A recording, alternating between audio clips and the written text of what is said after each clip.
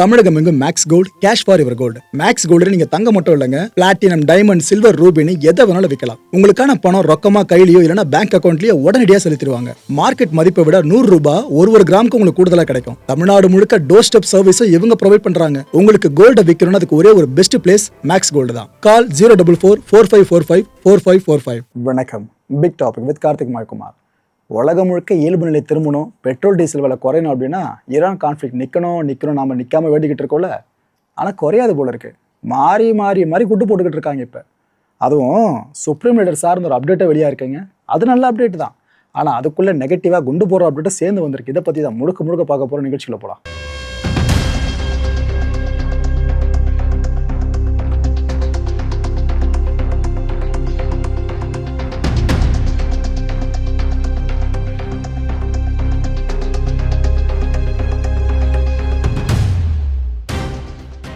ஈரானோட முன்னாள் சுப்ரீம் லீடரான அலி கமனி அவர்களை America Israel பல சேர்ந்து கொண்டாங்களா?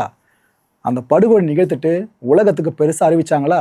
முக்கியமான தலையை தூக்கிட்டோம் அப்படின்னு சொல்லிட்டு அதுக்கப்புறம் கமனி அவர்களோட மகன் முஜ்தபா அவர்கள் சுப்ரீம் லீடராக பொறுப்பெடுத்துட்டாப்ல. ஆனால் நேரம் அவருக்கு ஏதோ ஆயிடுச்சு போல இருக்கு. இது வரைக்கும் அவர் ட்ரீட்மெண்ட்டில் இருக்கிறதா சொல்லிட்டு இருக்காங்க. ஆனால் அமெரிக்கா சைடில் இல்லைங்க, ஒன்று அவர் இறந்தே போயிருக்கணும், இல்லைனா படுகாயத்தை ஃபேஸ் பண்ணி ட்ரீட்மெண்ட் எடுத்துகிட்டு இருக்கணும் அப்படின்னு அவங்களும் கொஞ்சம் ஸ்பெகுலேட் பண்ண ஆரம்பிச்சிட்டாங்க. இப்படி போய்கிட்டு இருக்கா. ஆனால் அந்த கமனி அவர்கள் கொல்லப்பட்டார்ல, அதில் இருந்து இப்போ வரைக்குமே அவரோட பூத உடலை நல்லடக்கம் பண்ணலை. ஈரானில் இருக்க அந்த அரசு தெளிவாக இருக்காங்க. நாங்கள் இந்த பிரச்சனைக்கு ஒரு முடிவு கட்டிட்டு தான் அவரோட பூத உடலை நல்லடக்கம் பண்ணுவோன்னு அவங்க தெளிவாக இருந்தாங்க. இப்போ பிரச்சனைக்கான முடிவு எட்டிடுச்சுன்னு நினைக்கிற மக்கள், ஏன்னா இப்போ டேட் அனௌன்ஸ் பண்ணியிருக்காங்க. இந்த மாதம் அலி கமனி அவர்களோட இறுதிச் சடங்கு நிகழ்வு நடக்க போகுது. அஃபிஷியலாக சொல்லிட்டாங்க. ஆக்சுவலாக 3 சிட்டிஸில் இதை பிளான் பண்ணியிருக்காங்க. ஒட்டு மொத்தமாக அந்த 3 சிட்டிஸ் முழுக்க இவரோட பூத உடல் சுற்றி வரப்போகுது இந்த இறுதி ஊர்வல நிகழ்வில். இதில் கிட்டத்தட்ட 2 கோடி மக்கள் பங்கேற்க வாய்ப்பு இருக்குது. ஒரே இடத்துல 2 கோடி மக்கள் பங்கேற்க வாய்ப்பு இருக்குது. இந்தியா, பாகிஸ்தான், ஆப்கானிஸ்தான் பல நாடுகளை சேர்ந்த பிரதிநிதிகளும் இங்கே இறுதிச் சடங்குல கலந்துக்க பெரிய வாய்ப்பு இருக்குது. ஏன்னா ஈரான் கூட நாங்கள் இன்னும் இணக்கமாக தான் இருக்கோன்றத உலக தலைவர்கள் இப்படி தான் காட்ட முடியும். சொல்ல கிளம்பி வர வாய்ப்பு இருக்குது. கடைசியாக இந்த இமாம் ரெசா தர்கா இருக்குல்ல, அங்கே வச்சு தான் இவரோட பூத உடலை நல்லடக்கம் பண்ண போகிறாங்க. ஸோ இந்த மாதம் இந்த பெரிய ஹேப்பனிங் ஈரானில் நடக்க போகுதுங்க. இவ்வளோ நாள் இல்லாமல் இப்போ எதுக்காக இந்த ஒரு முடிவு அவங்க எடுத்துருக்கணும்னு பார்த்தீங்கன்னா, ஒரே காரணம், ஒரு முடிவு எட்டப்பட்டிருக்கு ஈரானில். ஒன்று, அமெரிக்காவோட கண்டிஷன்ஸில் சில கண்டிஷன்ஸை அவங்க ஏற்றுருக்கலாம், இல்லைனா டீலுக்கே அவங்க கிட்டத்தட்ட ஓகே சொல்லியிருக்கலாம். ஸோ சம்திங் ஏதோ நடந்திருக்கு. அதான் இந்த செய்தி இப்போ பிரேக் அவுட் ஆயிருக்கு. ரைட்டு, அப்போ எல்லாம் ஸ்மூத்தாக போகிற மாதிரி தெரியுதுல. கொஞ்சம் வெயிட் பண்ணுங்க மக்களே, சொல்கிற ஒன்று. டொனால்ட் ட்ரம்ப் இப்போ கோபத்தில் பேசுகிறாப்புல. ஃபேக் நியூஸ், எல்லாருமே பொய் செய்தியை பரப்புறீங்க.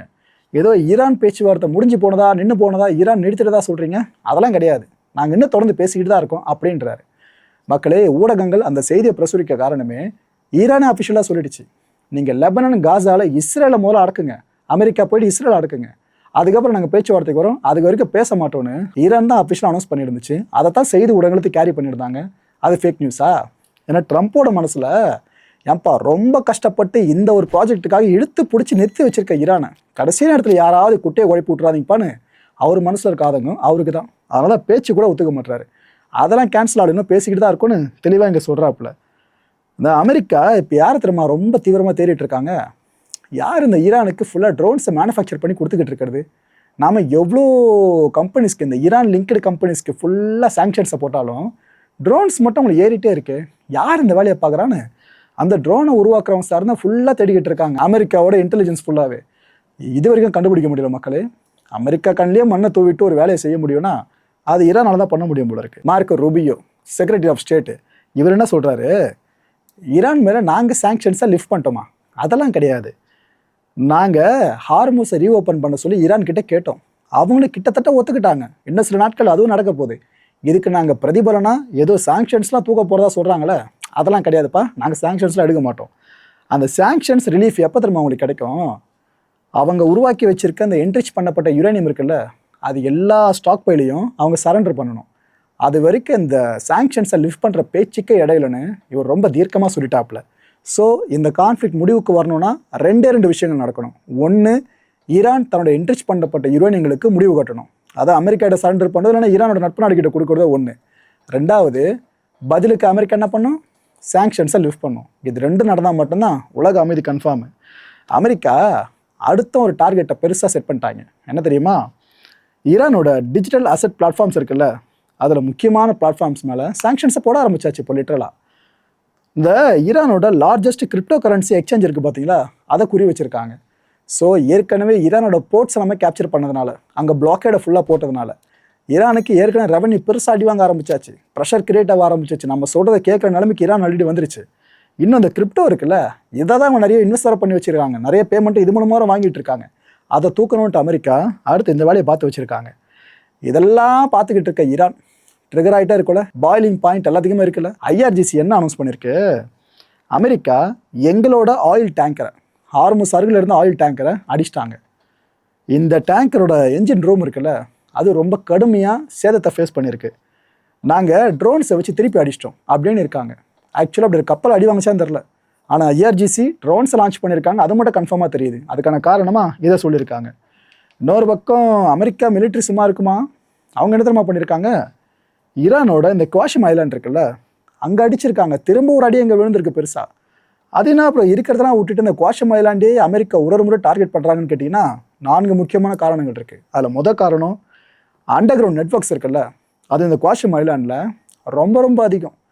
2வது காரணம் மிசைல் சிட்டிஸுங்க. இந்த ஒரு ஐலாண்ட் சார்ந்து குகைகள் நிறைய இருக்கும்.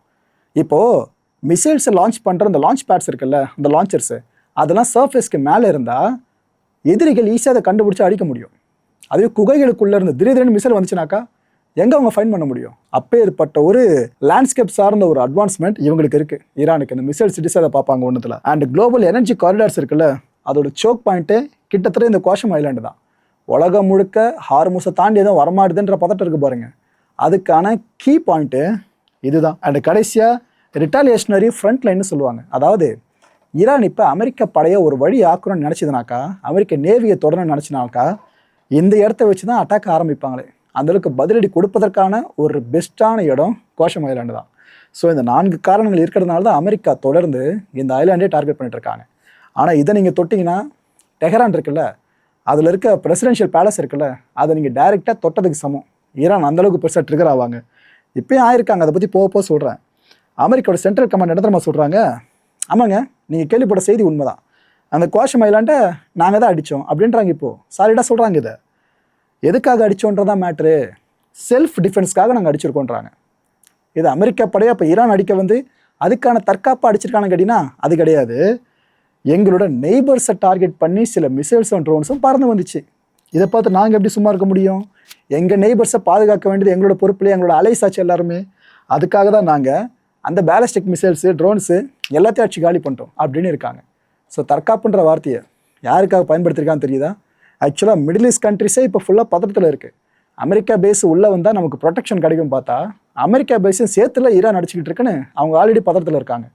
அந்த பதட்டம் இன்னும் அதிகமாக இருக்கக்கூடாதுன்னு தான் அமெரிக்கா வாலண்டியராக உள்ள இறங்கி ஈரான்லேருந்து வந்து அந்த மிசைல்ஸ் ட்ரோன்ஸையும் இங்கே அடிச்சிருக்கதா சொல்கிறாங்க. ஐஆர்ஜிசி செம அப்செட் இதில். அவங்க என்ன நம்ம இப்போ அனௌன்ஸ் பண்ணியிருக்காங்க, ஓகேப்பா நீங்கள் அடிச்சிட்டிங்களே, நாங்கள் பார்த்துட்டு சும்மா இருப்போமா, அமெரிக்காவோட 5th ஃப்ளீட் ஹெட் குவார்ட்டர்ஸ் இருக்குல்ல பஹ்ரைனில், இதை நாங்கள் சக்ஸஸ்ஃபுல்லாக அடிச்சிட்டோன்னு சொல்லியிருக்காங்க. மக்களுக்கு தெரியுதா, மாறி மாறி மிசைலை லான்ச் பண்ணியிருக்காங்க. இங்கே அதான் கொடுமையே, அமைதி பேச்சுவார்த்தை பக்கம் போதா இல்லைன்னு தெரியல, ஆனால் இங்கே இந்த கூத்து நடந்துக்கிட்டு இருக்கு. எங்கள் பஹ்ரைனில் அடிச்சிருக்காங்க. அண்ட் ரீஜனல் யூஎஸ் ஏர்பேஸ் இருக்குல்ல, அதையும் சேர்த்து அடிச்சிருக்காங்க. இதோட விளைவு பண்ண தெரியுமா, அந்த பஹ்ரைனில் வான்வெளி இருக்குல்ல அதை மூடிட்டாங்க, அவங்களோட லிமிடேஷனுக்குள்ளே வர்றது. அண்ட் ஈரானியன் மிசைல்ஸ் ட்ரோன்ஸ் எல்லாமே திரும்ப ஒரு முறை எவ்வளோ பவர்ஃபுல்லானதுன்னு உலகத்துக்கு நாங்கள் ப்ரூவ் பண்ணியிருக்கோன்னு ஐஆர்ஜிசி பகிரங்கமாக சொன்னது மட்டும் இல்லாமல் வீடியோவும் சேர்த்து வெளியிட்டிருக்காங்க.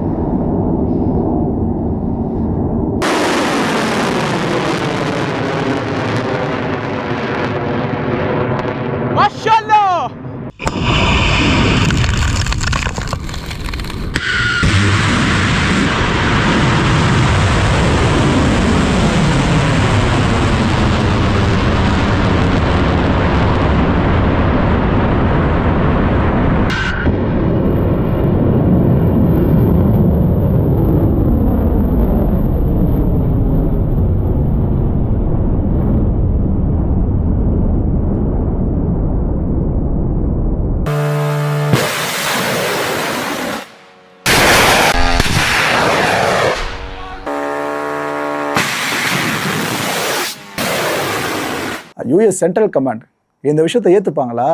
ஆமாம் எங்களை அடிச்சிட்டாங்க, நாங்கள் ஒத்துக்கிறோம் அப்படின்வாங்களா? கௌரவ பிரச்சனையாச்சு. யூஎஸ் சென்ட்ரல் கமாண்ட் இப்போ என்ன சொல்லுது? ஏங்க ஐஆர்ஜிசி சொல்கிறலாம் நம்பாதீங்க, அவங்க பொய் சொல்கிறாங்க. அவங்க அடிக்க ட்ரை பண்ணாங்க, அது இன்னும் உண்மைதான். எங்கள் ஃபோர்ஸ் அடிக்கணும் ட்ரை பண்ணாங்க பஹ்ரைனில், ஆனால் நாங்கள் அடிக்க உள்ளே அவங்க லான்ச் பண்ண மிசைல்ஸ் ட்ரோன்ஸ் எல்லாத்தையும் நடுவானிலே அடிச்சு காலி பண்ணுறோம். இன்ஃபேக்ட் எல்லைக்குள்ள கூட வரல, அதுக்குள்ள அதோட கதையை முடிச்சிட்டோம்.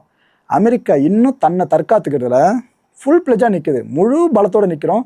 எவ்வளோ முறை ஈரானை வர சொல்லுங்கள், நாங்கள் ஒரு கை பார்க்குறோன்னு யூஎஸ் சென்ட்ரல் கமாண்ட் இந்த ஸ்டேட்மெண்ட் வெளியிட்டிருக்கு. இதில் கடுப்பான ஐஆர்ஜிசி என்ன தெரியுமா பண்ணிடுச்சு? குவைத்தில் அடிச்சிருக்காங்க. மக்களே, பஹ்ரைனில் ஒரு அடி, குவைத்தில் ஒரு அடி. இதுக்கு யூஎஸ் சென்ட்ரல் கமாண்ட் என்ன தெரியுமா சொல்கிறாங்க?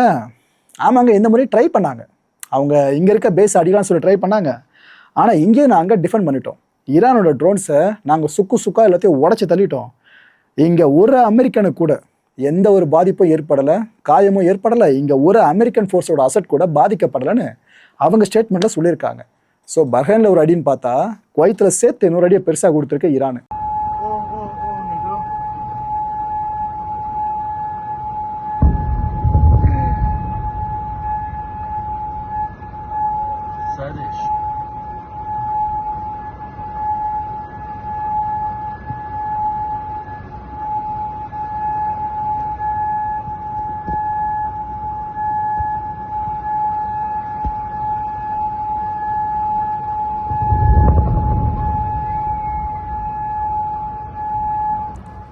இந்த அளவுக்கு கான்ஃப்ளிக்டான சிச்சுவேஷன் ரைஸ் ஆகிட்டே இருந்தா கூடவே எது சேர்ந்து ரைஸ் ஆகும்? எஸ், பெட்ரோல் டீசல் விலை, அந்த க்ரூட் ஆயில் விலை மேலே போக ஆரம்பிச்சிச்சு. திருப்பியும் இவ்வளோ நாளாக இறங்கிட்டு வந்துட்டு இருந்துச்சு இந்த க்ரூட் ஆயில் ப்ரைஸு. இப்போ இந்த அளவுக்கு அனர்த்த பெருசாக மாறவே திரும்ப விலை ஏற ஆரம்பிச்சிருச்சு. அண்ட் இன்னொரு பக்கம் டொனால்ட் ட்ரம்ப் என்ன தெரியுமா சொல்லியிருக்காப்புல? நான் மட்டும் இல்லாமல் இருந்திருந்தேன், உங்களை எப்பயோ சிறையில் தூக்கி போட்டிருப்பாங்க எதிரிகள், நான் இருக்கிறனால தான் நீங்கள் தப்பிச்சிருக்கீங்கன்னு Israel prime minister Benjamin Netanyahu கிட்ட இவர் ரொம்ப ஹீட்டடப்பாக பேசியிருக்காப்லையாமா. அந்த விஷயத்தை இப்போ அமெரிக்க ஊடகங்கள் பெருசாக தலைப்பு செய்தே மாற்ற ஆரம்பிச்சிட்டாங்க. ஸோ போகிற போக்க பார்த்தா ட்ரம்ப் அவர்களுக்கும் நெத்தன்யாகு அவர்களுக்கு இடையில முட்டியும் போல இருக்கு, அப்படி போய்கிட்டு இருக்கு. எதுக்கு ப்ரோ அப்படின்னு கேட்டிங்கன்னா யோசிச்சு பாருங்களேன். ட்ரம்ப் அவ்வளோ கஷ்டப்பட்டு சொந்த நாட்டுக்குள்ளே அவ்வளோ பொலிட்டிஷியன்ஸோட கடுமையான அழுத்தத்தையும் உள்நாட்டு மக்களோட போராட்டங்களையும் எதிர்த்து கூட ஈரானை எப்படியாச்சும் டீல் போட வச்சிருவோம், அதை நம்ம பண்ணால் மட்டும்தான் நாம் ஜெயிச்சதாக கன்சிடர் ஆகும். அதில் தோத்துட்டோம், நம்ம தோத்ததாக மாறிடும். அதுக்காக ஈரானை இழுத்து பிடிப்போன்னு பிடிச்சிக்கிட்டு இருக்காப்புல. ஆனால் நெத்தன்யாகு என்ன பண்ணிடுறாரு? இன்னொரு பக்கம் லெபனானில் போய் ஒரு வழி ஆக்கிட்டு இருக்காரா, அங்கே ஹெஸ்புல்லா காலி பண்ணுறேன்னு சொல்லிட்டு அங்கே சிவிலியன்ஸை கொல்லப்படுறதா அடிக்கடி ரிப்போர்ட் பண்ணப்பட்டுட்டே இருக்கா. இல்லை ஈரான் ட்ரிகர் ஆகிட்டு முதல்ல இஸ்ரேலை நிறுத்துங்க, அதுக்கப்புறம் பேச்சுவார்த்தை அவங்க ஒரு முடிவு எடுத்தாங்களா. ஸோ ட்ரம்ப்புக்கு அதுதான் கடுப்பு. அதனால தான் நெத்தன்யாகுக்கு ஃபோன் பண்ணி பேசும்போது இந்த வார்த்தைகளை சொல்லியிருக்கிறதா தகவல் இப்போ வெளியாக இருக்குது. இந்த ஈரானுக்கு அமெரிக்காவுக்கு இடையில ஒப்பந்தம் எப்போ வரப்போதோ, ஆனால் இஸ்ரேலுக்கும் லெபனானுக்கு இடையில ஒரு முழுநீள ஒப்பந்தம் போடப்பட்டே ஆகணும். அப்பேற்பட்ட தேவை ஏற்பட்டிருக்கு. ஏன்னா அங்கே கான்ஃப்ளிக்ட் பெருசாக மாற மாற மாற மாற மாற ஈரான் கான்ஃப்ளிக்ட் இருக்குல்ல, அது நிற்காமல் தொடர்ந்து போயிட்டுருக்கோம். உலக மக்கள் நாம சஃபர் ஆகிற மாதிரி இருக்கோம். இப்போ நீங்கள் ஸ்க்ரீனில் பார்த்துட்டு இருக்கீங்களா, இது வாஷிங்டன் டிசியில் பதிவு பண்ணப்பட்ட காட்சி. என்னன்னா, ஒரு பக்கம் இஸ்ரேலி டிப்ளமேட்ஸு, இன்னொரு பக்கம் லெபனான் டிப்ளமேட்ஸு. இந்த ஃபர்ஸ்ட் டே ஆஃப் டைரக்ட் டாக்ஸை இங்கே நீங்கள் பார்த்துட்டு இருக்கீங்க. நேரடி பேச்சுவார்த்தை இருக்குல்ல, அதோட முதல் நாளில் அப்போ எடுக்கப்பட்ட காட்சி தான் இது. நல்ல ஆரம்பம், இது நல்ல எண்டிங்கை கொடுத்தா சிறப்பாக இருக்கும். மக்களை இந்த கான்டென்ட்டை பொறுத்தவரைக்கும் நாமளாக சிந்திக்க வேண்டிய ஒரே ஒரு விஷயம், போர் தீவிரம் அடைஞ்சுது அப்படின்னா அது இந்தியாவுக்கு பேராபத்து. நம்ம இது வரைக்கும் ஓரளவுக்கு எஸ்கேப் ஆகிட்டோம். மற்ற நாடுகள் ஃபேஸ் பண்ண மாதிரி பெரிய கான்சிக்வன்சஸ் நம்ம இங்கே ஃபேஸ் பண்ணலை. ஆனால் இந்த கான்ஃப்ளிக்ட் ஈரானில் இன்னும் பெருசாக மாறிச்சு. நம்மளோட ஸ்டாக் பில்ஸ் இருக்குல்ல, கையிருப்பு, அந்த கையிருப்பு எரிபொருளோட நிலைமை ஃபுல்லாக கீழே வந்து நம்ம வாழ்வாதாரமே கேள்விக்குறியாக மாற ஆரம்பித்து கீழே வந்துடும். ஸோ இப்போ நம்ம எல்லாம் வேண்ட வேண்டிய ஒரே ஒரு விஷயம், இந்த கான்ஃப்ளிக்ட் நல்ல டீலை போட்டு முடியணுன்றது தான். அடுத்த நிகழ்ச்சியை சந்திக்கலாம். நன்றி, வணக்கம். தமிழகம் எங்கும் Max Gold, cash for your gold. Max Gold நீங்க தங்க மட்டும் இல்லைங்க, பிளாட்டினம், டைமண்ட், சில்வர், ரூபினி எதை வேணாலும் விற்கலாம். உங்களுக்கான பணம் ரொக்கமா கையிலயோ இல்லைன்னா பேங்க் அக்கௌண்ட்லயோ உடனடியாக செலுத்திடுவாங்க. மார்க்கெட் மதிப்பை விட 100 ரூபாய் ஒரு கிராமுக்கு உங்களுக்கு கூடுதலா கிடைக்கும். தமிழ்நாடு முழுக்க டோர் ஸ்டெப் சர்வீஸும் இவங்க ப்ரொவைட் பண்றாங்க. உங்களுக்கு கோல்ட விற்கணும்னா அதுக்கு ஒரே ஒரு பெஸ்ட் பிளேஸ் மேக்ஸ் கோல்டு தான். கால் 04445454545. என் நண்பர் மாயம் ஸ்டுடியோஸ் நேயர்களே, மாயம் பக்தின்னு ஆன்மீகத்துக்காக பிரத்யேகமா ஒரு சேனலை கொண்டு வந்திருக்கோம். மறக்காம சப்ஸ்கிரைப் பண்ணி அந்த சேனலுக்கு உங்களோட ஆதரவை மனப்பூர்வமா தெரிவிங்க. வணக்கம் மாயம் ஸ்டுடியோஸ் நண்பர்களே. மாயம் ட்ரெண்ட்ஸ் அப்படின்ற ஒரு புதிய ஃபேஸ்புக் பேஜை ஓப்பன் பண்ணியிருக்கோம். நீங்கள் யூடியூப்ல பார்த்துட்டு இருக்கீங்களா நம்மளோட கான்டென்ட்ஸ்லாம். இதெல்லாம் விட ஒரு படி மேலே ரொம்ப கிறிஸ்பாகவும் ரொம்ப சூப்பராகவும் நிறைய கண்டென்ட்ஸ் உங்களுக்கு இந்த பேஜில் காத்துட்டு இருக்குங்க. ஸோ உடனடியாக ஃபேஸ்புக் பிளாட்ஃபார்ம் போங்க, மாயம் ட்ரெண்ட்ஸ்னு டைப் பண்ணி சர்ச் பண்ணி நம்ம பேஜை ஃபாலோ பண்ணுங்க. அப்படியே நம்ம சேனலையும் நீங்கள் சப்ஸ்கிரைப் பண்ணிட்டீங்க அப்படின்னா இன்னும் நிறைய புது புது கண்டென்ட்ஸை உங்களுக்காக ப்ரொடியூஸ் பண்ணி கொடுத்துக்கிட்டே இருப்பாங்க. நீங்கள் பண்ணுற ஒவ்வொரு சப்ஸ்கிரிப்ஷனும் எங்களுக்கு பெரிய மோட்டிவேஷனாக அமையும்.